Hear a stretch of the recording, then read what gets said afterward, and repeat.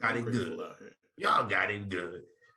Man, all right. So let's just jump into this. You already know what we about to jump into. You see behind me. Oh, this way. Sorry, my bad. You see behind me. Listen, man, I'm not the biggest Sasha Banks fan. I'm not, but I'm something like it. That's my dog. Naomi, that's my dog. And I know our subjects of the royal court have been dying to know our thoughts because they know just in a very, very twisted bit of irony. Last week, our episode on the cover art was Sasha Banks and Naomi, and the title of the episode was Pink Slip. Very, very ironic. It was not meant to be that way. If you listen to the episode, you know what we were referring to. But I know y'all been dying to know our thoughts, and unfortunately, I don't have any thoughts in regards to this. I have no dog, horse, car in a race here. I'm just an observer, no pun intended. No pun intended. But it's, you know how I look at things. I always look at things from a business perspective, and I see both sides. Sasha and Naomi's side, I see it, man. They were well within their right to leave if they didn't agree with what they were going to be doing. We've all done it before. So I'll support it. We've all walked out on a job when they had us fucked up. Is depending on what and depending on what that job is, we may or may not have shown back up again later on. I was watching I don't know if you know who Wall Street Trapper is? No, it sounds like something I heard of before. Okay. Wall Street Trapper, just to sum it up, he's a brother. He on Instagram, he's like a financial influencer, basically. Dude went to prison and taught himself the stock market. Okay. I know what you're talking about. So I'm watching I'm just watching this webinar from him a couple weeks ago, and he was telling a story about like how, you know, financial freedom is a necessity, really. It is. Let's be real. It's a necessity. If you want to chill and relax, you don't want to stress yourself out, you want to be able to provide for your people, financial freedom is a must. And he was talking about how he was working a Mercedes-Benz Stadium in Atlanta. And he's from New Orleans, so he was talking about he needed to take some time off to go to his daughter's birthday party, and they were telling him he couldn't take time off. It was like, damn, I can't take time off for my daughter's birthday? He said, no, you can't tell me I can't take time off. I'm gonna go to my daughter's birthday party. Y'all do what y'all gotta do in the meantime, but I'm going. And he took a few days off, and he came back, his job was still there. So like, you do what you gotta do sometimes. If your job have you fucked up, you gonna leave. Like, I get it. And if it reached that level for them, you know, Sasha Banks always talking about how grateful she is, Vince McMahon on Twitter all the time. If it hit that to the point where they had to walk out, yeah. Well, look, I'm a proponent of financial freedom. I mean, some of y'all know. I mean, you've seen it. Yeah.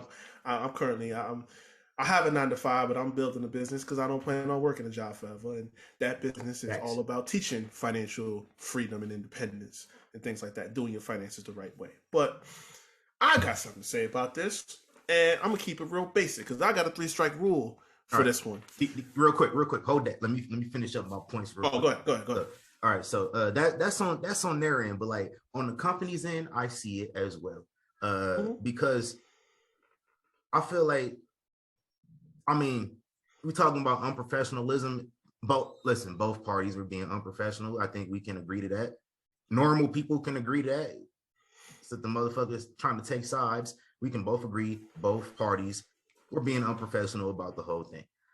Leaving in the middle of a TV taping while you were scheduled it's a hindrance to everybody involved. The crew, the other workers, like the people who thought they were going to be working that night, getting their match cut, talking about Nikki and Doudrop. Like Becky and Asuka having to, you know, plan to go out there and work a full match and they didn't plan to work a full singles. Like, it's a hindrance to everybody. Like, I've had the same thing happen to me on set before. we maybe had like 3 or 4 more takes, and then we was gonna go home at midnight. Dude leaves because he tired and he got to work in the morning. So we had to film for another like 5 hours. That is like shit like that is a hindrance to people for real, for real. You know, and as I always say, it's WWE shows, so I feel like they were in their rights as well to react the way they did. We know how they did with Stone Cold about 20 years ago. I was about to say that because the people that are acting all appalled about the way WWE is treating this. They're only doing this because they're black women. No, shut up. No. Like, listen. Anyone's gonna make that argument. You know we will.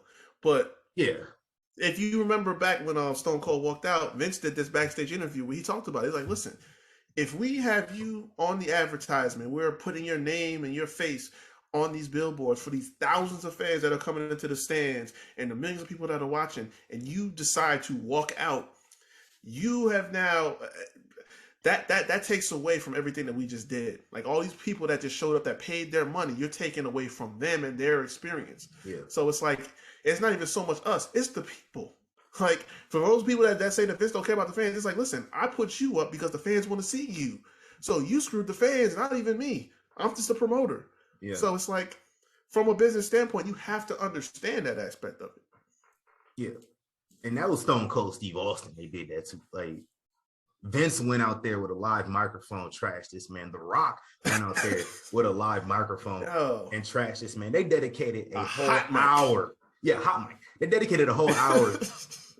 A whole hour on Confidential. You can watch that on Peacock if you haven't seen the episode. It's on there. A whole hour just slandering this man. He took his ball and went home. You know how many times I heard that phrase that week? I heard it a lot. Oh yeah. I was a youngin. I was old enough to understand what was going on at the time. Ironically though, I feel like this is how the company shows that they care about you, because they did it with Austin. They did it with I think they did it a little bit with Brock. They did it with they tried to trash The Rock when he wanted to leave. Like, oh hell no. That was half-hearted. Yeah, and they doing it now with Sasha and Naomi. Like, I think that's how they show that they care. Because they didn't say shit when CM Punk left. They had one. It took them like 3 weeks to actually do something, and they did it. They did it in Chicago. Yeah, and it was Paul. So I mean, like, it was Paul Heyman. Come on. I think at that point they was like, man, good riddance with this motherfucker. Like, they didn't say shit about him. They didn't care because Phil was being Phil. Yeah. So I think eventually it'll blow over. Maybe. And what if it like it's crazy because they've been kind of leaning into that realism a little bit. Like, what if they just working motherfuckers like crazy? Well, I highly doubt that. But like, what if after the first night, I was thinking that. You know what I'm saying? Yeah. Like, okay, this y'all digging a little bit deep in here. But my only thing is, I would argue that they set themselves up for this to happen. I'm talking about, you know, on the company side, right? Yeah. Because this is true. Like, it's a both sides thing. But this is why I have my 3 strikes. Because number one, strike one was you spent all this time creating a whole new championship, women's tag titles, without creating a division. Like, you just be taking women who aren't doing nothing and just throwing them in makeshift tag teams. Maybe they get a title shot, maybe they win it, but then there's no depth. There's no plan for sustaining a division. So that's strike one. Strike two, the way you were booking these 2 women in the last year has been atrocious. Naomi goes all the way back to 2020. When she came back at the Rumble, she got that huge pop, and y'all did nothing with it. And we barely saw her. I think she might have been on 36 WrestleMania, or Pandemic Mania. She might have been on that card, but we barely saw her throughout the rest of the year.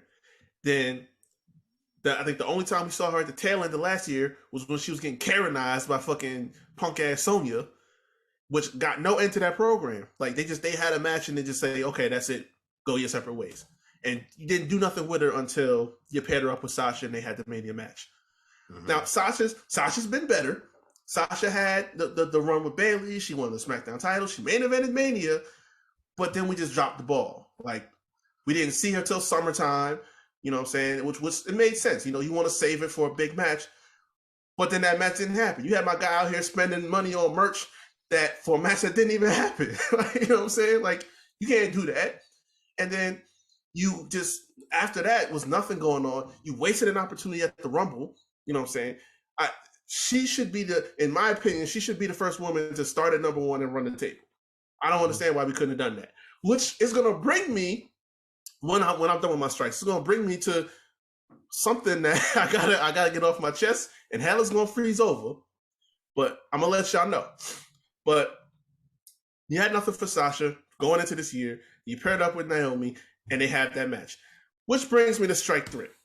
So the nail in the coffin was they come into TV that day, and that's when they find out that they had the six-pack challenge match planned out. Naomi's going to go over. And then the plan is that they're both going to have title matches, singles title matches with Bianca and Ronda. With no program after that. They're just going to go in there and just going to lose.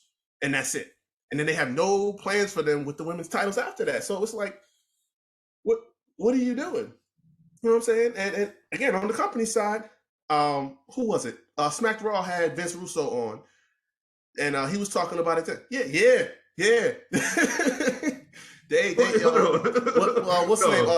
Dude, Will, I think. Will had him on there, and he did an interview with him. And Russo was talking about this. I pull up YouTube on this one. Keep talking.